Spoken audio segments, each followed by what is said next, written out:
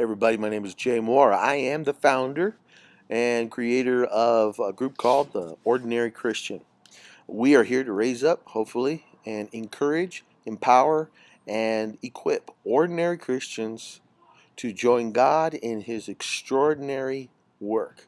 And so I just want to talk with you a little bit. I just wanted to share with you a little bit about something that I'm constantly contemplating and looking at and thinking about. In the Bible, in the book of John, the Gospel of John, Jesus feeds the 5,000. The people are amazed. I mean, they know that, hey, a great thing has just happened, and they actually decide they're going to try to make him king. So he slips away, and he tells his disciples, hey, go get on this boat, go around the other side. And so they get in the boat, they head over to the other side, and there's a storm that comes up in the middle of the night, and so Jesus, comes walking out on the water to them, and they get into the boat and get to the other side, and and the people who had just been fed, I mean, we're talking about a few verses later, they find Jesus and they says, Lord, how'd you get here? I mean, we saw your disciples get in the boat. You weren't with them. We came over on the other boats. How did you get here? And Jesus, man, he just cuts to the chase. He says, you know what?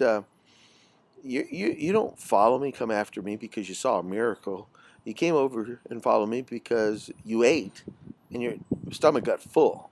In other words, you saw a miracle, but you don't believe in the one who did the miracle. You don't believe in me. It didn't help you to come to faith in me as the sovereign Lord of the universe, the Lord of all creation. You're just seeing a free meal ticket. And so Jesus begins to use this as an opportunity to teach them an important lesson that, the 5 loaves, 2 fishes was nothing, but that he was the bread of life. And it's interesting. They say, well, what's the works that we got to do? And he says, the work that you need to do is to believe on the one that the Father has sent, to believe in the one that God has brought into the world. And they knew he was talking about himself. And they said, well, what sign do you do to prove that you're the one, to show that we should believe? Now, if I was Jesus, I would have said, dude, I just showed you how I could feed 5,000 men plus women and children with only 5 loaves and 2 fishes. And here you are asking for another sign. And that's when he says to them, I am the bread of life. They said, our father, Moses, he fed us, bread from heaven, manna from heaven. What sign do you give? And he doesn't argue with them. He just simply says, Moses didn't give you the bread from heaven. My Father gives the true bread. And he who eats of me, he will never hunger. He who drinks of me will never thirst again. I want to ask you a question. Do you believe that?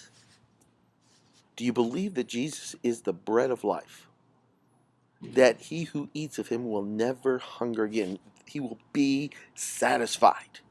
That Jesus is enough.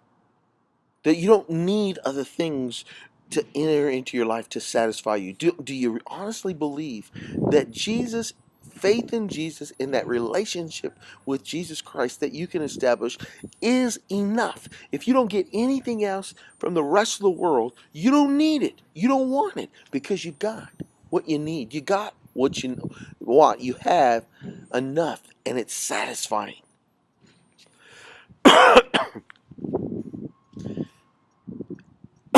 Excuse me. I want to ask you, if Jesus really is enough for you, why are we working, especially us who are Christians in North America, why are we working so hard, striving so hard to put away for worldly wealth, to climb that success ladder? Why are we doing that? Why are we constantly looking for more and getting more and building bigger vessels to hold more? If Jesus is enough, why isn't that enough? And we just go about our Heavenly Father's business. The Bible tells us we who are Christians, we who are followers of Christ, do not belong here. We're strangers, aliens passing through, on a mission for sure, to shine the light of Christ, to tell people of Jesus.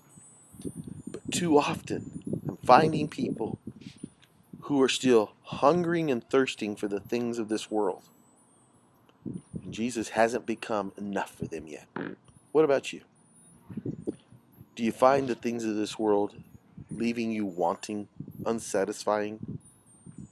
Come to Jesus wholeheartedly and let Jesus be your entire satisfaction. Let him be enough.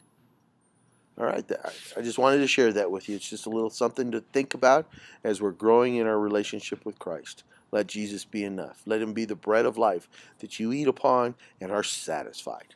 All right, take care. God bless.